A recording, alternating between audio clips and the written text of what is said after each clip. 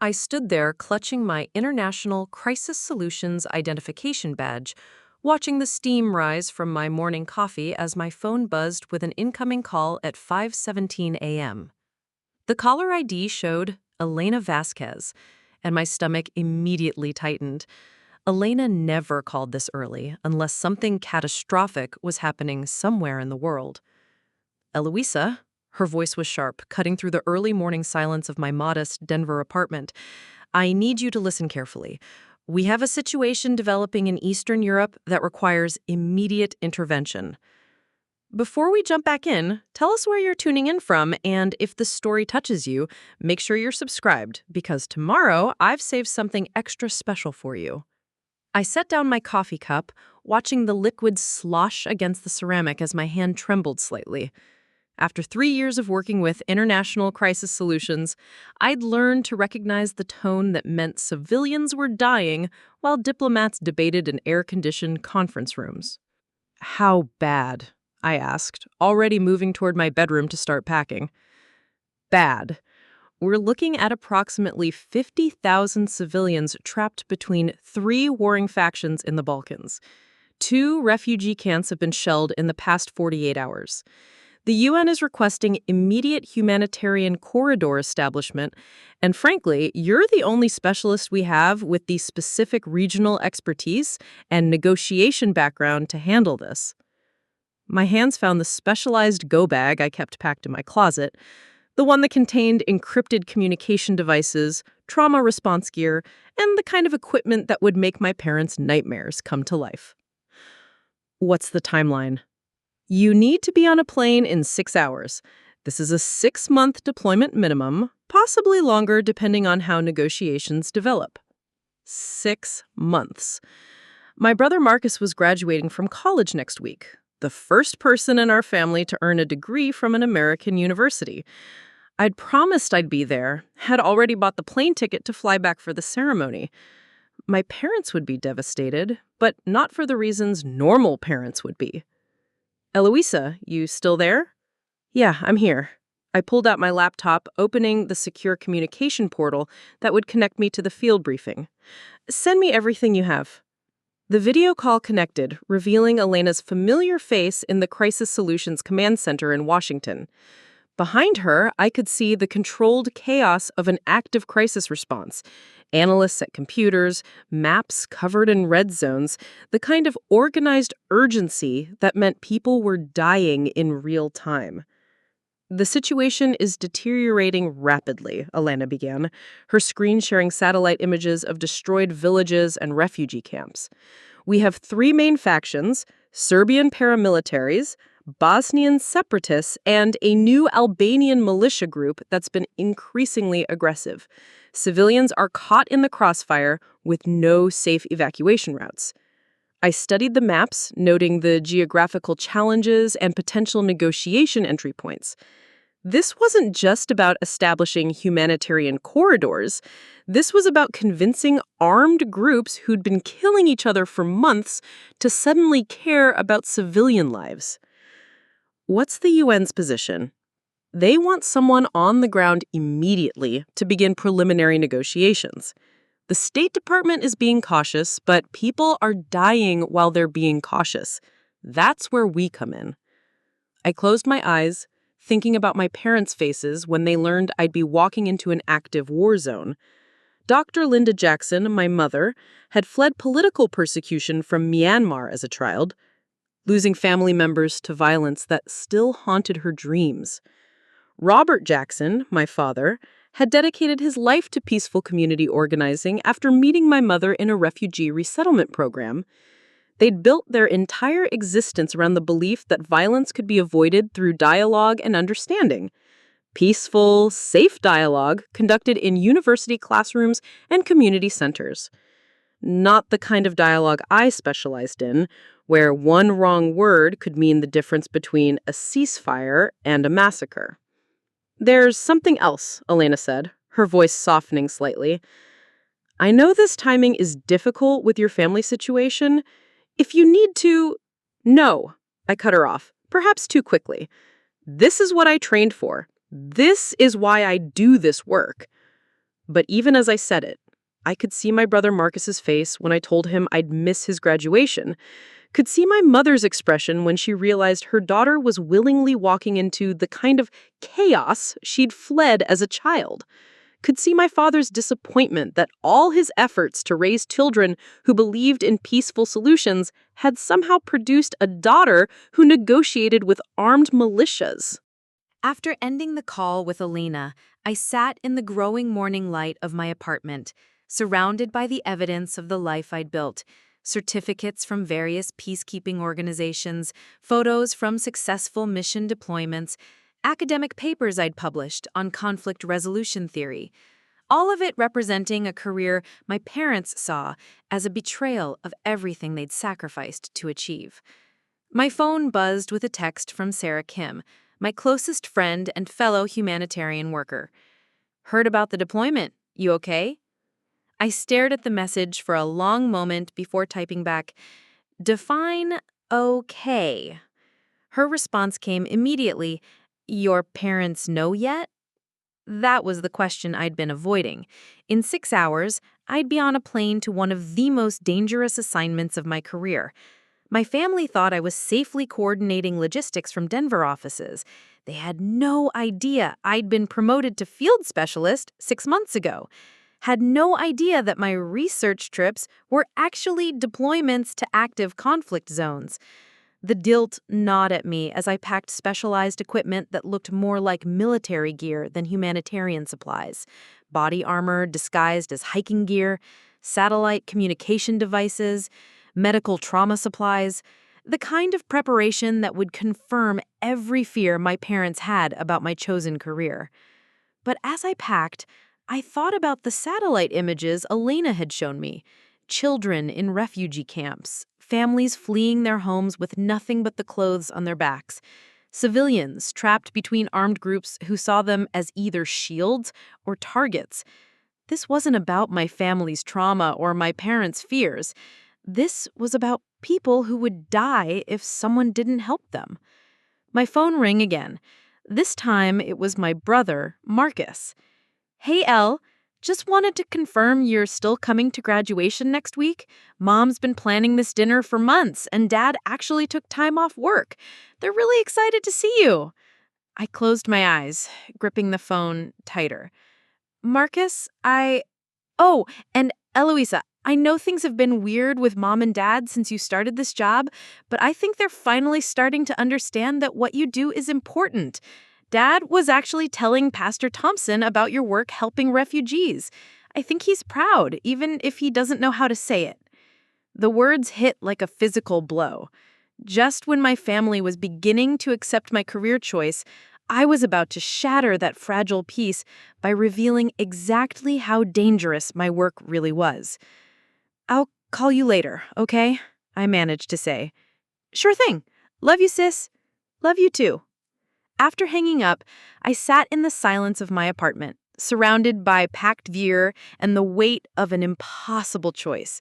In 4 hours, I needed to drive to my childhood home and tell my family that their worst fears about my career were not only justified, they were an understatement. The drive to my parents' house felt like traveling backward through time and forward toward an inevitable disaster simultaneously. Each familiar street corner of suburban Denver brought back memories of a simpler life when my biggest rebellion was staying out past curfew, not choosing a career that required body armor. I pulled into the driveway of the modest ranch house where I'd grown up, noting how my father had added new solar panels since my last visit 8 months ago. The front garden showed my mother's continued devotion to growing vegetables from seeds she'd brought from Myanmar decades ago, a connection to the homeland she could never safely return to. Inside, the familiar sense of my childhood hit me immediately. The lemongrass and ginger my mother used in almost everything, the coffee my father brewed strong enough to dissolve metal, and underneath it all, the slight mustiness of a house filled with too many books and not enough shelf space. "Eloisa!" My mother emerged from the kitchen, wiping her hands on a towel embroidered with traditional Burmese patterns. At 52, Dr. Linda Jackson still carried herself with the careful posture of someone who'd learned early that being invisible was safer than being noticed. But in America, teaching peace studies at the University of Denver, she'd found her voice again. "You're early. Dinner won't be ready for another hour." "That's okay," I said, accepting her hug while trying not to think about the equipment bag in my car. "Where's Dad?" "In his office, preparing for tomorrow's community board meeting. You know how he gets when there's bureaucracy involved." She studied my face with the intensity of someone who'd survived by reading danger in people's expressions. "You look tired, sweetheart. Are you eating enough?" Before I could answer, my father appeared in the hallway, still wearing the reading glasses that made him look older than his 55 years old. Robert Jackson had the kind of gentle presence that made people trust him instinctively, a gift that had served him well in his work helping immigrants navigate American systems that seemed designed to confuse rather than assist. "There's our daughter," he said, embracing me with the warmth that had made countless refugee families feel safe in his presence. "How's the logistics coordination going? Still enjoying the desk work?" The lie sat in my throat like a stone. For 8 months, I'd let them believe I'd moved to a safer position within international crisis solutions, handling supply chain management from comfortable offices rather than conducting field negotiations in active conflict zones. It had been easier than watching my mother relive her own trauma every time she imagined me in danger. "Actually," I said, my voice catching slightly, "that's what I need to talk to you both about." My mother's smile faded immediately. She'd developed a sixth sense of bad news, a survival spill from a childhood spent listening for sounds that meant soldiers were coming. "What is it?" We moved to the living room, where family photos chronicled our journey from their arrival as refugees to successful integration into American life. Pictures of my parents' naturalization ceremony, my high school graduation, Marcus's acceptance to college, all the milestones that represented safety and success in their new country. I pulled out my phone, accessing the encrypted files Elena had sent. "I need to show you something." The satellite images of Eastern Europe appeared on my screen, destroyed villages, refugee camps, the kind of devastation that had shaped my parents' understanding of what happened when peaceful dialogue failed. "What is this?" my father asked, though something in his voice suggested he already knew. "This is where I'm going tomorrow," I said quietly. "I've been assigned to establish humanitarian corridors in the Balkans. It's a 6-month deployment, minimum." The silence that followed was deafening. I watched as my mother's face went through a series of expressions: confusion, understanding, and then something that looked like physical pain. "You said you were doing logistics," my father said slowly. "You said you were safe." "I let you believe that because I knew this would happen." I gestured at their expressions. "I knew you'd react exactly like this." My mother stood abruptly, walking to the window that overlooked our quiet suburban street. "You lied to us for 8 months. I omitted details to spare you unnecessary worry." "Unnecessary?" She turned back to face me, and I saw tears beginning to form in her eyes. "Eloisa, do you understand what you're describing? You're talking about walking into a war zone. You're talking about negotiating with people who kill civilians for strategic advantage. I'm talking about helping people who have no one else to help them." "And what about the people who love you?" my father asked, his diplomatic composure finally cracking. "What about your family? What about the brother who looks up to you, who's been counting down the days until you could celebrate his graduation together?" The mention of Marcus hit exactly where my father intended. "I know the timing is terrible."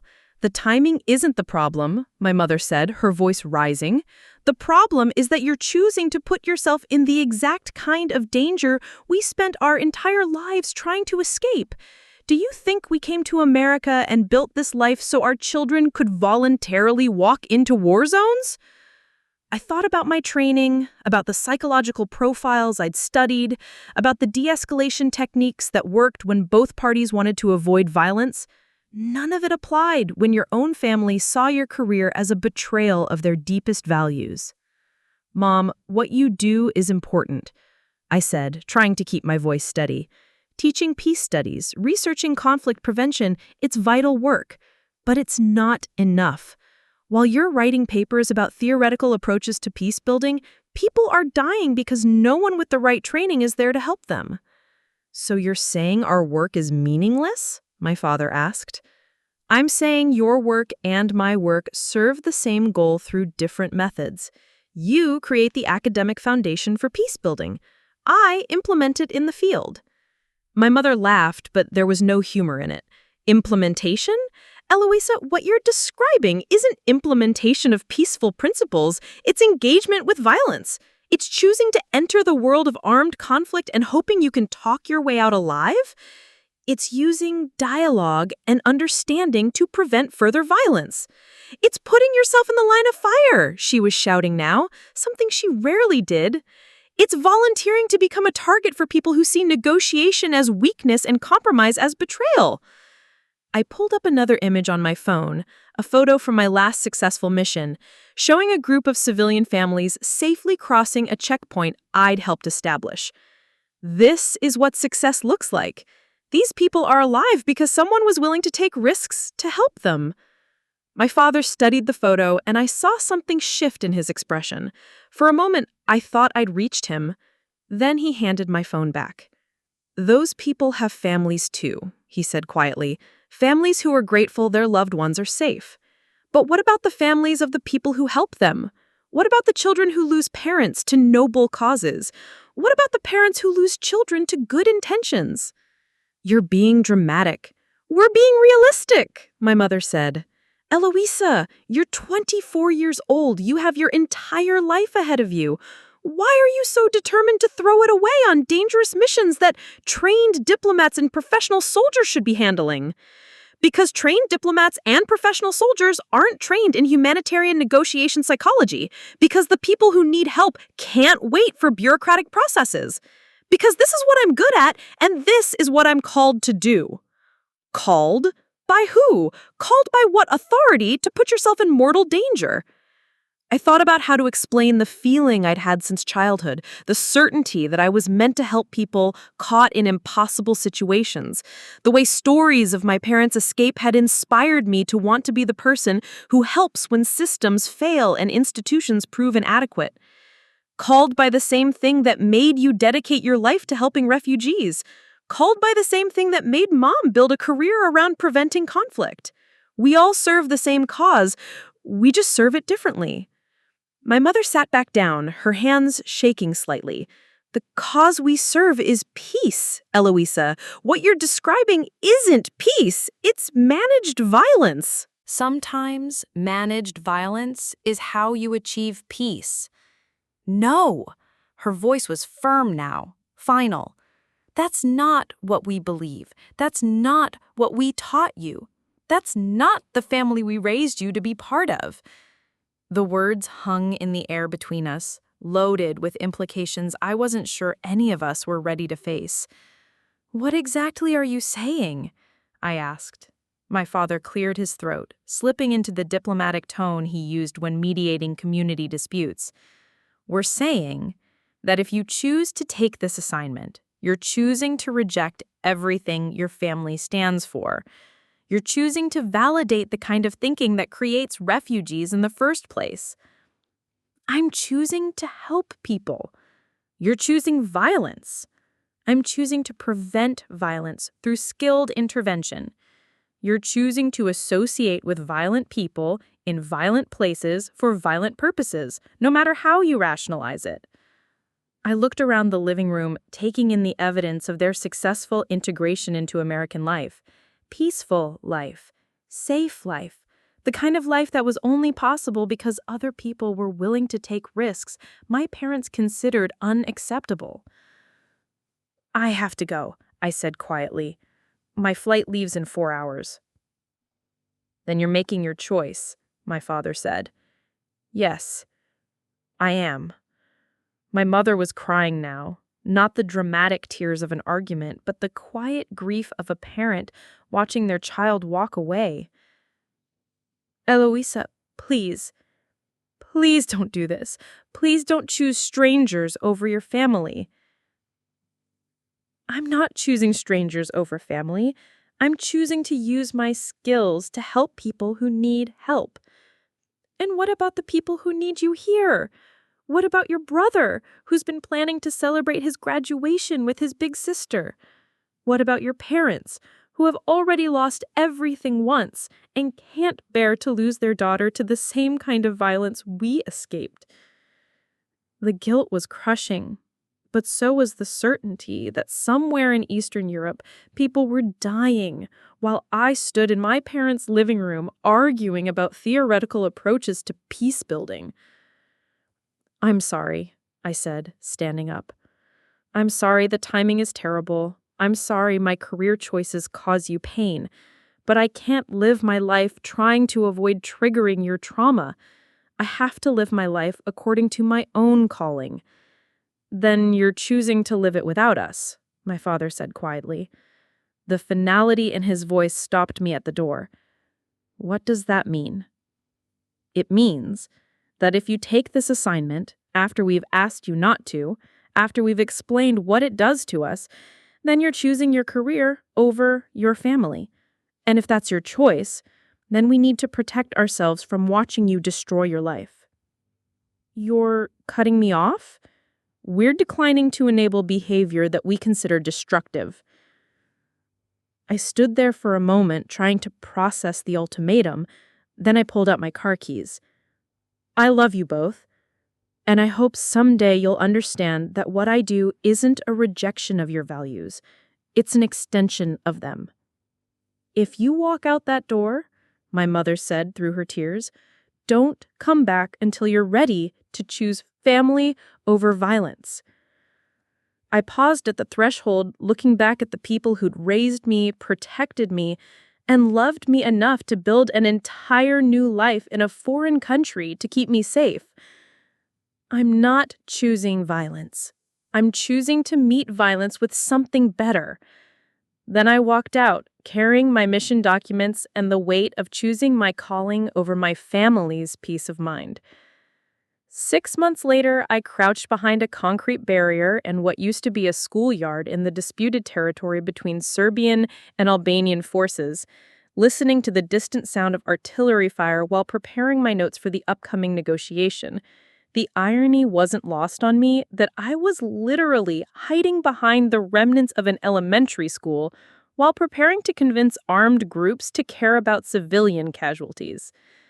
My temporary field office was a converted classroom where children's artwork still decorated the walls, crayon drawings of houses and families and dogs, the kind of innocent optimism that seemed grotesquely out of place in a war zone. I'd learned to use these reminders of normal life as anchors during negotiations, visual evidence of what we were fighting to protect. Control, this is Jackson, requesting status update on the medical convoy. Elena's voice crackled through the static. Jackson, convoy is 40 minutes out. Serbian checkpoint commander has agreed to 3-hour window for transit, but Albanian forces are still disputing the route through Sector 7. Copy that. I'll contact the Albanian commander directly. Negative. Too dangerous for direct contact today. They've been shelling since 0400. I checked my watch. 14:30 local time. In civilian terms, that meant families had been hiding in basements for over 10 hours while grown men with guns played territorial games with their lives. Elena, people are dying while we're being cautious. People will also die if we lose our negotiator to a mortar round. Stay put until the situation stabilizes. I signed off and returned to my paperwork, situation reports that would eventually reach policymakers in air-conditioned offices who would debate the moral implications of humanitarian intervention while refugees bled out in makeshift hospitals. The past 6 months had been a masterclass in the complexity of conflict resolution. What looked simple in academic theory, establish dialogue, find common ground, negotiate mutually acceptable solutions, became infinitely more complicated when the people you were negotiating with had been shooting at each other for generations. But it had also been 6 months of genuine success. 3 major ceasefires negotiated, 2 permanent humanitarian corridors established, medical supplies reaching refugee camps, prisoner exchanges that reunited families. The kind of concrete progress that my parents' theoretical work could never achieve, no matter how elegant the academic models. The personal cost, however, had been higher than I'd anticipated. My phone showed 847 unread messages, mostly from Sarah Kim and my colleague Marcus at Denver headquarters. None from my family. I'd stopped checking my parents' social media accounts after the 3rd month, when seeing photos of normal family dinners became too painful to bear. The isolation was wearing on me in ways I hadn't expected. I'd thrown myself into the work with the kind of focused intensity that impressed my superiors and worried my friends. 18-hour days were normal. I hadn't taken a real break in 4 months. Sleep came in 3-hour intervals between crisis calls. My satellite phone buzzed with an incoming call from Sarah. "Hey," I answered, not bothering with formal protocols. "You sound exhausted." "I am exhausted." "When was the last time you ate something that wasn't a protein bar?" I looked around my makeshift office, noting the collection of empty energy drink cans and meal replacement packages that constituted my recent nutrition. Define 8. "Eloisa, you're going to burn out if you keep this pace." "I'm fine." "No, you're not. Elena told me about your performance metrics. You're exceeding every benchmark for crisis resolution, but your personal wellness indicators are in free fall." I walked to the window, looking out at the destroyed playground where children used to play before their neighborhood became a battlefield. "Sarah, there are families hiding in basements right now because armed groups can't agree on basic humanitarian access. I don't have time for wellness indicators." "You don't have time not to take care of yourself. You're no good to anyone if you collapse from exhaustion." "I won't collapse." "You might not have a choice." Her voice softened. "Al, have you talked to your family at all?" The question hit like a physical blow. "No." "Have you tried?" "They made their position clear." "That was 6 months ago. Maybe—" "Sarah, they blocked my phone number. They removed me from their social media accounts. My mother returned my Christmas gift unopened. They've made their choice. Maybe they're ready to make a different choice. And maybe they're not, and maybe I'm not ready to find out." The truth was more complicated than I was willing to admit to Sarah. I'd tried calling home exactly once, 3 months into the deployment, after successfully negotiating the release of 37 civilians from a detention camp. I'd wanted to share the success with people who loved me, wanted to explain how my daughter's violent career had saved lives. The call had gone straight to voicemail. Not a busy signal, not a rejection of the call, straight to voicemail, which meant they'd programmed their phone to refuse calls from my number. I'd hung up without leaving a message. "There's something else," Sarah said, her tone shifting in a way that made my stomach clench. "What?" "It's about Marcus, my brother. The one person in my family who tried to support both sides, who'd attempted to mediate between his parents and his sister, who'd been caught in the middle of a conflict he hadn't created."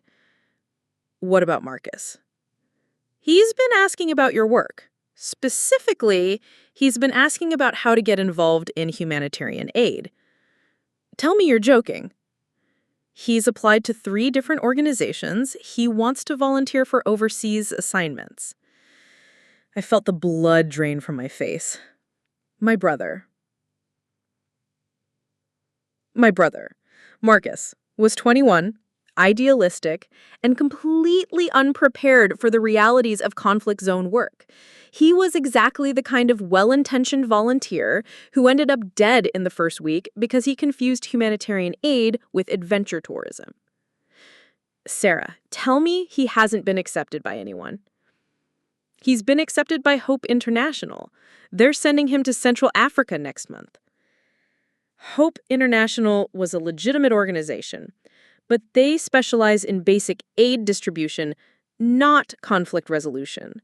They sent volunteers to refugee camps with minimal security training and even less preparation for the political complexities of operating in disputed territories. Where in Central Africa? Democratic Republic of the Congo, Eastern Provinces. The Eastern Provinces were some of the most dangerous territory on the continent. Multiple armed groups, collapsed infrastructure, ongoing conflicts over mineral resources, and a government with minimal capacity to protect civilians, let alone foreign aid workers. He's going to get himself killed. I know. Do my parents know? No, he's planning to tell them after he's already deployed. I sat down heavily in my makeshift desk chair, trying to process this information. My brother, the family member who'd tried to bridge the gap between my parents and me, was about to walk into a situation that would justify every fear my parents had about humanitarian work. Sarah, I need you to contact Hope International. Tell them Marcus Jackson is not ready for field deployment. On what authority? On the authority of someone who actually knows what field deployment involves. Elle, I can't interfere with your brother's career choices. He's an adult. He's a naive college graduate who thinks humanitarian work is about handing out supplies to refugees. He has no idea what it's actually like to operate in territories where aid workers are targets. Then maybe you should tell him yourself. I can't. My family made it clear they don't want contact with me. Your brother isn't your parents. The satellite phone crackled with an incoming priority message from Elena. Jackson, we have a situation developing. Albanian forces have taken hostages at the medical checkpoint. We need immediate intervention. I closed my eyes, feeling the familiar surge of adrenaline that came with crisis situations. Sarah, I have to go. Eloisa, think about what I said. About Marcus, about your family. I will. But as I gathered my negotiation materials and prepared to walk into another high-stakes diplomatic situation, I knew that thinking about my family was a luxury I couldn't afford, not when people's lives depended on my ability to focus completely on the immediate crisis. The irony was crushing. I'd spent 6 months learning to mediate conflicts between strangers while completely failing to resolve the conflict within my own family. I could convince armed militia leaders to release prisoners, but I couldn't convince my own parents to answer my phone calls. And now my brother, the person I'd most wanted to protect from the dangers of my chosen career, was about to walk into those dangers himself, unprepared and unsupported, because he'd been inspired by the sister his family had disowned. I checked my equipment one final time and headed out to negotiate another ceasefire, carrying the weight of professional success and personal failure in equal measure. The call came at 0347 hours local time while I was reviewing intelligence reports in my temporary quarters. Elena's voice cut through the static with the kind of controlled urgency that meant someone was about to die. Eloisa, we have an emergency situation. Your brother has been taken. The intelligence report slipped from my hands, scattering across the concrete floor of my makeshift office. What do you mean, taken? Marcus Jackson was captured 3 days ago while delivering medical supplies to a refugee camp in the Democratic Republic of Congo. Hope International didn't report it immediately because they were attempting their own rescue efforts. 3 days. My brother had been in the hands of armed kidnappers for 3 days, while I'd been negotiating ceasefire agreements and his own organization had been playing amateur-hour rescue attempts. Who has him?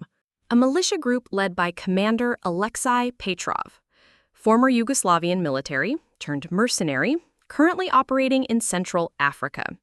He's got a reputation for being intelligent and surprisingly honorable, but he's also ruthless when it comes to protecting his interests. I pulled up Petrov's file on my secure laptop, scanning through psychological profiles and negotiation histories. Former Serbian army officer, decorated veteran of multiple conflicts, turned rebel leader after his family was killed in NATO bombing raids. The kind of enemy who saw himself as a protector rather than an aggressor, which made him both more reasonable and more dangerous. What are his demands? Release of 12 imprisoned militia members, medical supplies for his compound, and international recognition of his territorial claims. Standard hostage negotiation parameters, except for one thing. What? He specifically requested you as the negotiator. The words hit me like cold water. He requested me by name? Apparently, your reputation for successful hostage negotiations has reached Central Africa. He's heard about your work in the Balkans, and he wants to deal with someone he considers competent. I stared at Marcus's photo on my laptop screen, a recent picture from his college graduation that showed him grinning in his cap and gown, completely unaware that his desire to follow his sister's footsteps would lead him into the hands of a war criminal. Elena, this is my fault. No, it's not. Your brother made his own choices. His choices were influenced by mine. He wanted to do humanitarian work because he saw me doing humanitarian work. He's in the situation because he was trying to be like me. Eloisa, we don't have time for guilt. We have maybe 48 hours before Petrov decides that negotiations aren't worth the trouble. If you want to save your brother, you need to focus on the mission, not on family psychology. But family psychology was exactly what I couldn't escape. Marcus wasn't just another hostage. He was the little brother who'd tried to mediate between his parents and his sister, who'd defended my career choices even when he didn't fully understand them, who had apparently been so inspired by my example that he'd walked into a war zone completely unprepared. What's the intelligence on his condition? Alive, uninjured as far as we can determine, Petrov sent proof of life videos showing Marcus in what appears to be decent health, though obviously under significant stress. I need to see those videos. Eloisa, I don't think I need to see them now. The encrypted files transferred to my laptop, and I found myself looking at my brother in captivity for the first time. He was sitting in what appeared to be a small concrete room, his clothes dirty but intact. His face showed stress and exhaustion, but no obvious signs of physical abuse. When he spoke his name and the date for the camera, his voice was steady despite the circumstances. Elena, I need immediate deployment authorization. You're already approved. Transport leaves in 6 hours. What about my current mission? Captain Rodriguez is taking over your Balkans assignment. This takes priority. The irony was devastating. My successful work in Eastern Europe, the kind of dangerous mission that had caused my family to disown me, was being interrupted so I could attempt an even more dangerous mission to save the brother who'd been inspired by my example to put himself in harm's way. There's something else you need to know, Elena said, her voice shifting to a more personal tone. What? Your parents. They've been contacted by Hope International about the situation. They know Marcus was captured, and they know we're sending you to handle the negotiations. I closed my eyes, trying to imagine my parents' reaction to learning that both their children were now in active danger zones. How are they handling it? About as well as you'd expect. They're flying to Denver to coordinate with our headquarters. Apparently, they want to be involved in the rescue efforts. They want to be involved? Your mother has contacted every peace organization she knows, trying to coordinate diplomatic pressure. Your father is working with immigrant advocacy groups to provide character references for the imprisoned militia members we might need to release. They're doing everything they can to help, even though it means engaging with the kind of work they've always opposed. The image was almost impossible to process. My parents, who'd spent 6 months refusing to speak to me because of my dangerous career, now throwing themselves into that same dangerous work because their son's life depended on understanding how your world actually works. I began packing my emergency deployment kit, checking equipment that had become second nature after 3 years of fieldwork. Encrypted communication devices, psychological assessment materials, negotiation frameworks, medical trauma supplies, all the tools I'd need to convince a war criminal to release my brother. What's the timeline for establishing contact? Petrov has agreed to preliminary negotiations beginning 24 hours after you arrive in country. He's providing secure communication protocols and guaranteed safe passage for initial talks. And if the negotiations fail, then we move to military extraction options, but those carry significantly higher risks to hostage safety. Military extraction meant special forces raids, which meant a high probability that Marcus would be killed in the crossfire. The only realistic option was successful negotiation, which meant I had to convince a battle-hardened militia commander to release his most valuable bargaining chip. Elena, I need complete psychological profiles on Petrov and intelligence on his operational priorities. Already being prepared, you'll have everything during the flight. And I need video communication with my parents before I deploy. Eloisa, I'm not sure that's... My parents are about to watch their daughter walk into the same kind of situation that took their son. They deserve to understand what I'm doing and why I'm the person who has to do it. Understood. I'll set up a secure call in 30 minutes. After ending the communication with Elena, I sat in the silence of my temporary quarters, surrounded by the equipment and intelligence reports that defined my professional life. 6 months ago, my parents had given me an ultimatum: choose family or choose violence. I'd chosen what I believed was a calling to prevent violence through skilled intervention. Now that choice was being tested in the most personal way possible. My brother was in danger because he'd been inspired by my example. My parents were being forced to engage with my world because their son's survival depended on expertise they'd spent their lives rejecting. The next 48 hours would determine whether my career choice saved my family or destroyed it completely.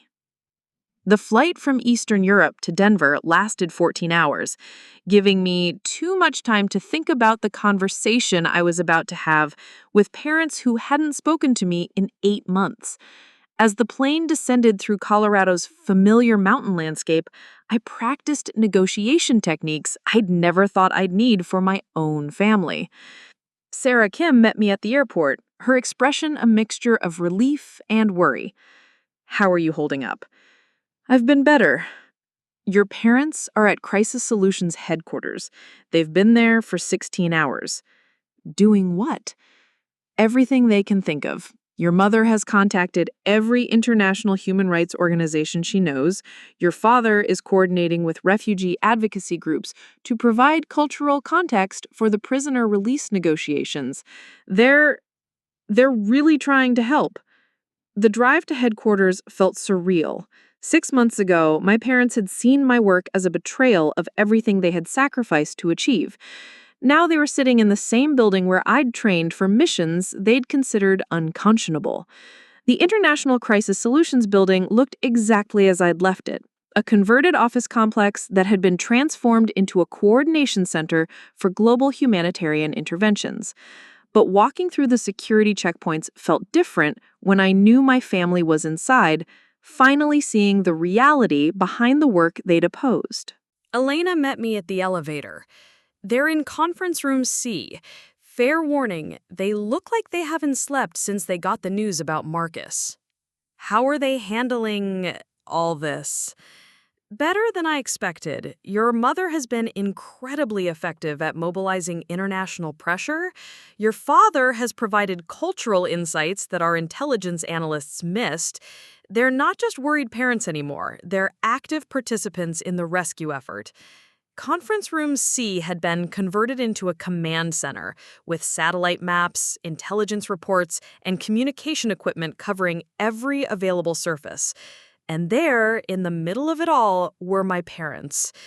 My mother looked older than I remembered, her usual perfect appearance replaced by the rumpled clothes and exhausted expression of someone who'd been operating on crisis adrenaline for days.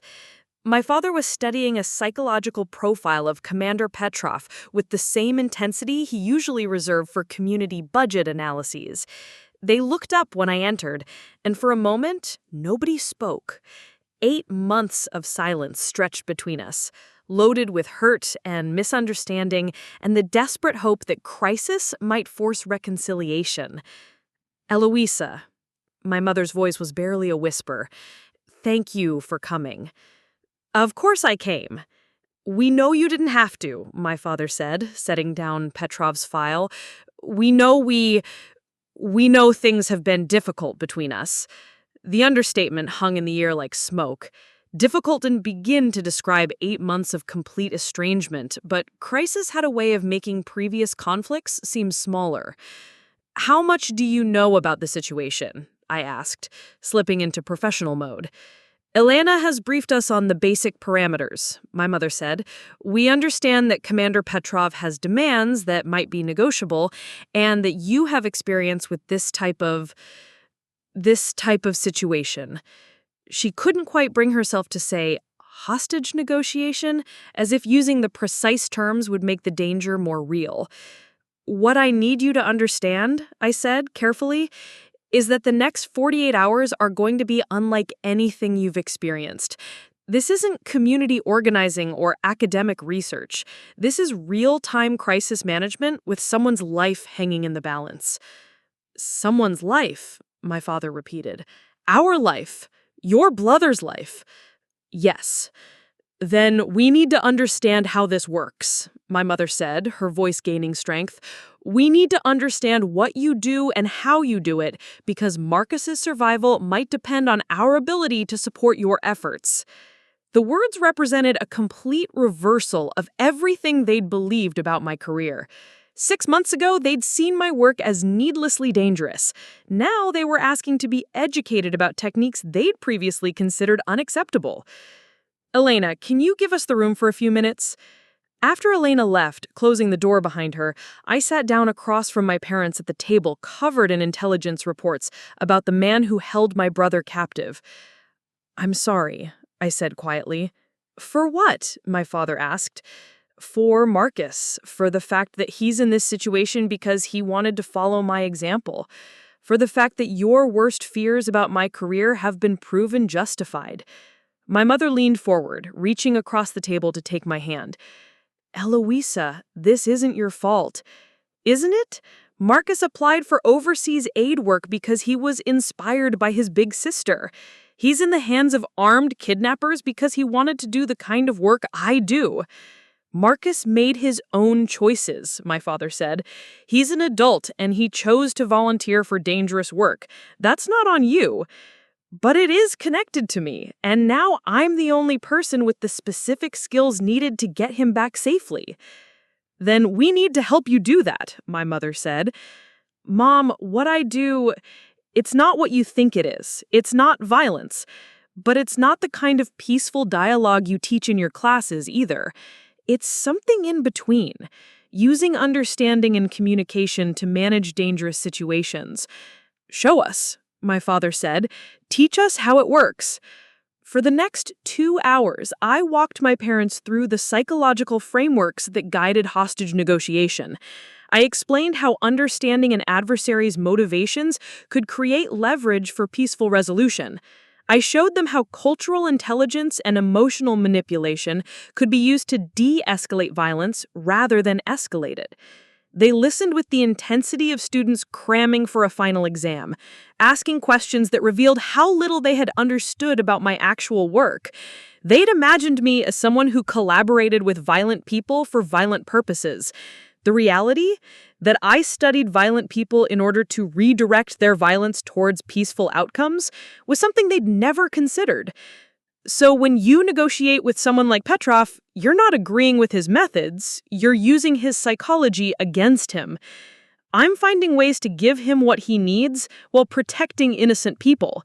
It's not about moral agreement, it's about practical results. And this actually works? It works when it's done right. It fails catastrophically when it's done wrong. My father studied the psychological profile of Commander Petrov, noting the details about his military background and personal losses. This man, he sees himself as a protector rather than an aggressor. Exactly. That gives us leverage. He needs to maintain his self-image as someone who protects people rather than someone who hurts innocent civilians. So you'll appeal to his protective instincts, among other things. My mother looked around the command center, taking in the maps and equipment and intelligence reports that represented the operational reality of humanitarian crisis management. This is what you do. This is your world. Yes, it's not what we thought. I know. We were wrong, my father said quietly. Not about the dangers, those are real, but about the purpose, about the methods, about what you're actually trying to accomplish. The admission hung between us, an acknowledgement of 8 months of misunderstanding and misjudgment.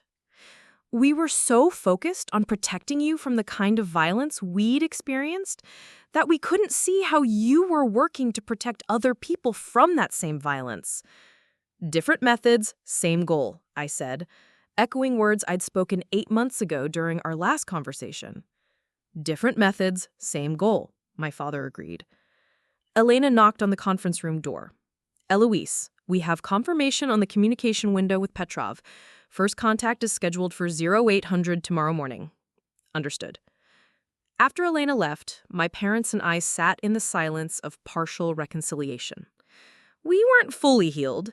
8 months of hurt couldn't be erased by one conversation, but we were unified in purpose for the first time since I'd chosen my career over their comfort.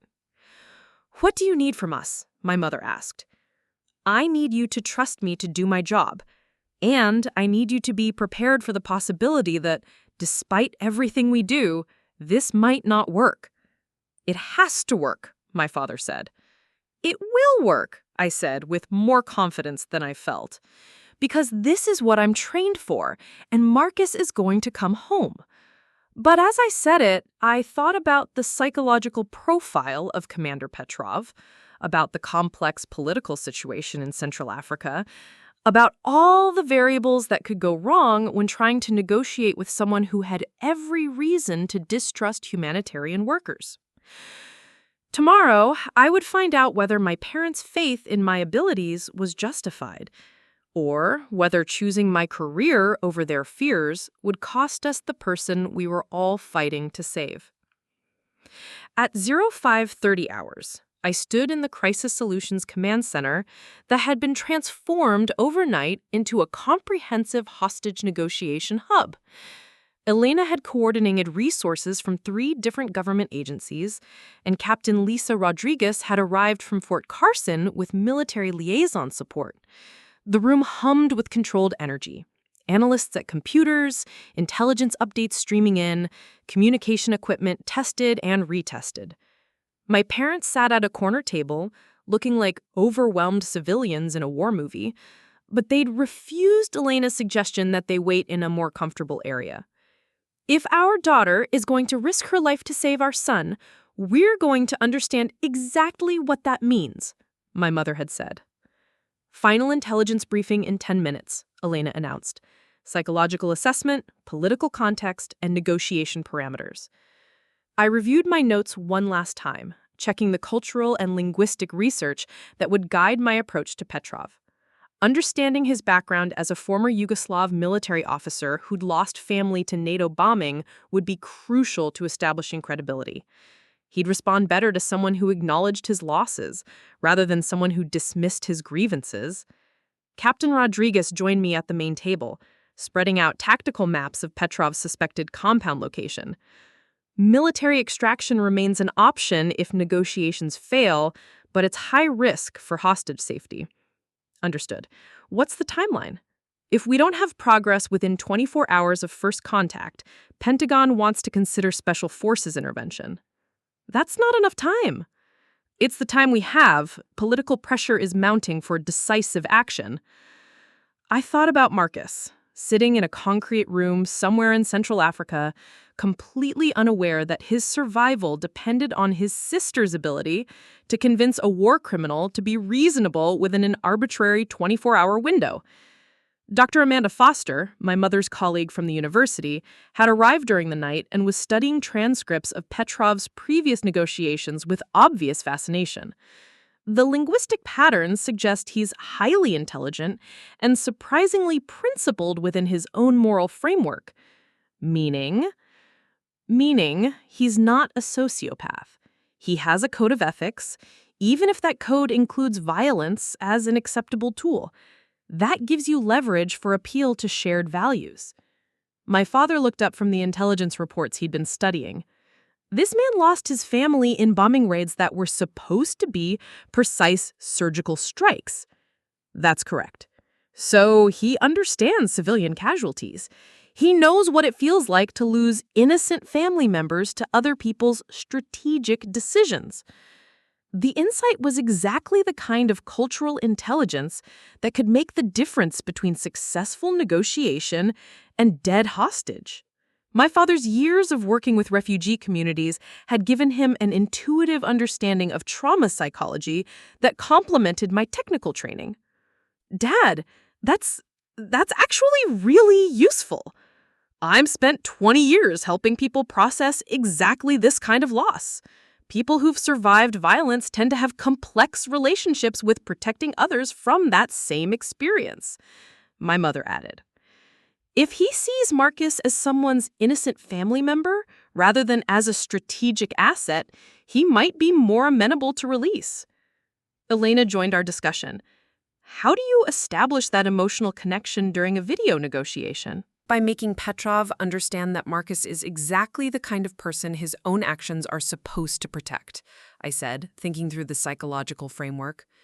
By appealing to his self-image as a protector, rather than threatening his position as a leader. And by acknowledging his losses without excusing his current actions, my father added. The final intelligence briefing began at 0545, with updates from CIA analysts, State Department observers, and humanitarian organizations operating in the region. The political situation was deteriorating rapidly. Competing militia groups were expanding their territorial claims, and the central government had minimal capacity to intervene in Petrov's area of operations. Time pressure is real, Elena emphasized. Every hour that passes increases the likelihood that external forces will complicate the negotiation. What kind of external forces? Rival militia groups who might attack Petrov's compound to capture his resources. Government forces who might attempt their own rescue operation. Other international actors who might see this as an opportunity to advance their own agendas. Captain Rodriguez pulled up satellite imagery showing military movement in the region. We're tracking at least 3 different armed groups within 50 kilometers of Petrov's suspected location. If fighting breaks out, all bets are off for hostage safety. I studied the maps, noting the geographical challenges that would complicate any military extraction. Dense forest, limited road access, multiple potential ambush points. Exactly the kind of terrain where negotiations were infinitely safer than combat operations. Communication protocols are established. Encrypted video link, verified identity authentication, and emergency cutoff procedures if the situation becomes threatening. What about leverage for meeting his demands?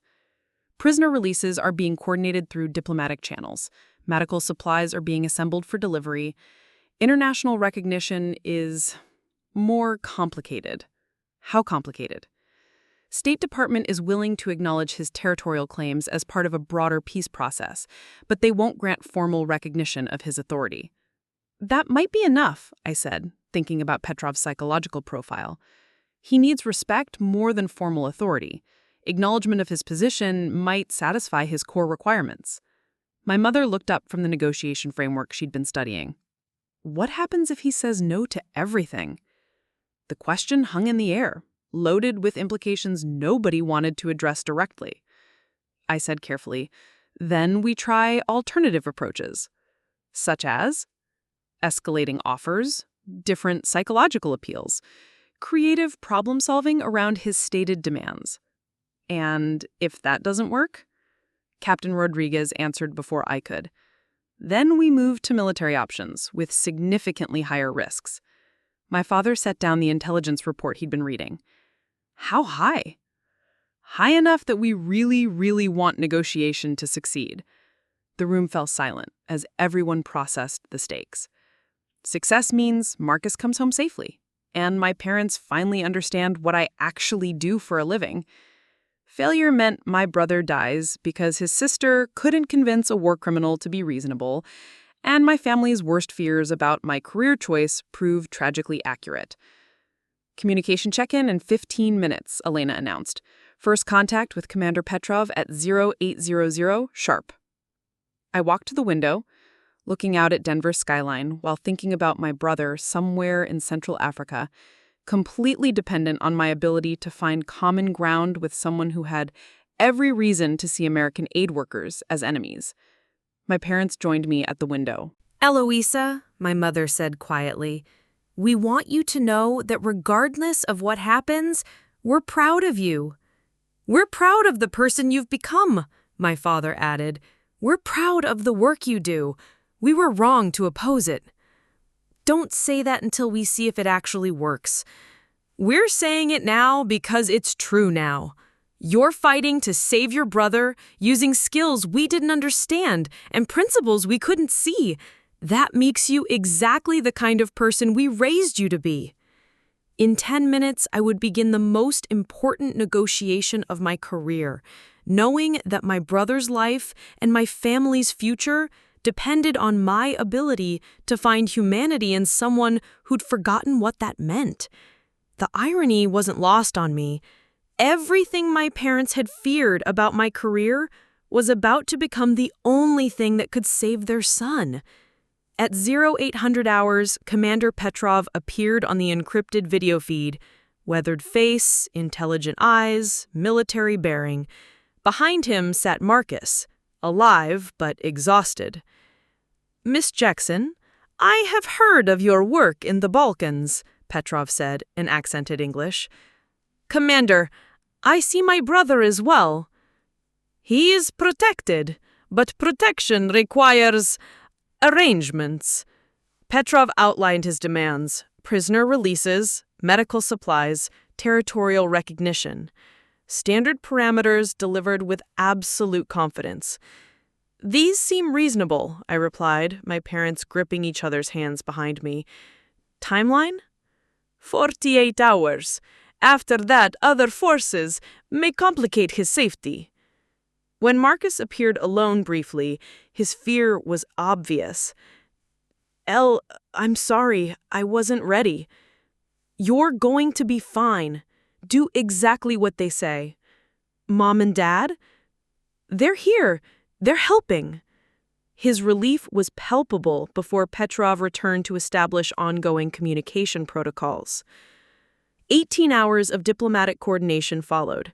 Elena managed government channels, while Captain Rodriguez handled military logistics.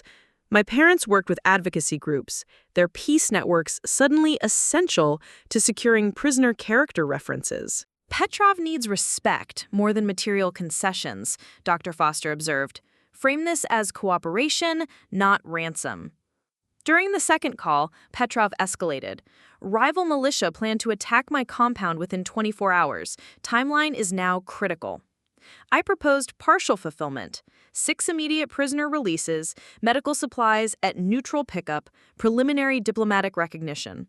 Petrov accepted, but added one condition: you will personally oversee medical delivery. My parents exchanged alarmed looks. He was demanding I enter his territory.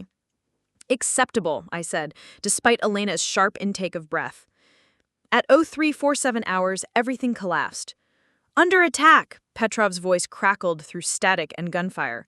All prisoners moved to secure underground facility. Satellite intelligence confirmed Albanian militia assault on the compound. The rescue had become active combat.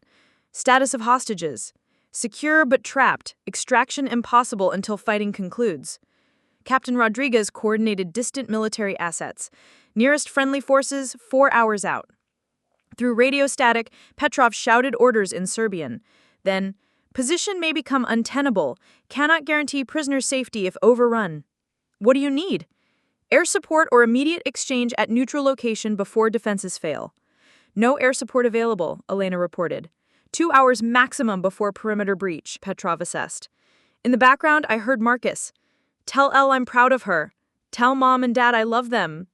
Marcus will tell us himself, I said firmly. Implementing honor protocol. All prisoners moving to extraction point Bravo in 30 minutes. Final gesture of good faith. Those 30 minutes stretched endlessly as we tracked movement through hostile territory. Combat continued around the extraction point. Visual confirmation of prisoners, Rodriguez announced. All personnel accounted for, including Marcus Jackson.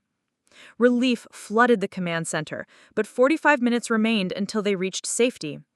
When Petrov's compound fell, the hostages were already gone. His honor protocol had worked. All prisoners confirmed safe at neutral location, Elena announced. Extraction successful. My parents collapsed into each other, while I maintained composure until mission conclusion. Marcus was coming home, and my family finally understood what choosing peace through managing violence actually meant. 3 weeks after Marcus's rescue, we gathered around the dinner table for the first time in 9 months. The familiar kitchen felt different, not because anything had changed physically, but because we had changed fundamentally. Marcus sat across from me, carrying the quiet intensity of someone who'd experienced violence firsthand. He's been accepted to the International Crisis Solutions Training Program, he announced. 6 months of preparation before any field deployment. My parents exchanged glances, not panic this time, but worried acceptance. Are you sure? My mother asked. I'm sure I want to help people. I'm also sure I need proper training first. Elena had offered me regional director, but I'd requested a Denver-based position with travel rather than extended deployments. The compromise honored both my calling and my family need for connection. Dr. Foster wants to collaborate on research combining theoretical frameworks with field experience, my mother said. There's room for both approaches. What you do and what we do should complement each other, not compete. We'd spent weeks having conversations that should have happened years ago about theory versus practice, about different methods serving the same goals. We want to establish the Jackson Family Peace Foundation, my mother continued, outlining their vision. Advocacy combined with intervention training, support for humanitarian families, bridging academic peace studies with field operations. Complete honesty about risks, I said. No more protecting each other from uncomfortable realities. Agreed, they said simultaneously. Pastor Thompson joined us for dessert, blessing our new beginning with words about families sometimes needing to break apart before coming back together stronger. 6 months later, I stood in our foundation headquarters, watching my mother coordinate refugee advocacy calls while my father reviewed training program grants. Marcus was progressing through crisis solutions preparation, learning that good intentions required proper preparation. The mission statement on our wall read, "Bridging peaceful ideals with practical intervention through education, training, and family support." That evening, around our dinner table again, we shared stories about our different approaches to the same goal. We'd learned that choosing family and choosing meaningful work weren't mutually exclusive. They just required better communication and deeper understanding that any of us had been willing to invest before crisis forced our hand. The Jackson legacy would continue in helping people caught between impossible choices find ways forward that honored both principles and survival. Up next, you've got 2 more standout stories right on your screen. If this one hit the mark, you won't want to pass these up. Just click and check them out. And don't forget to subscribe and turn on the notification bell so you don't miss any upload from us.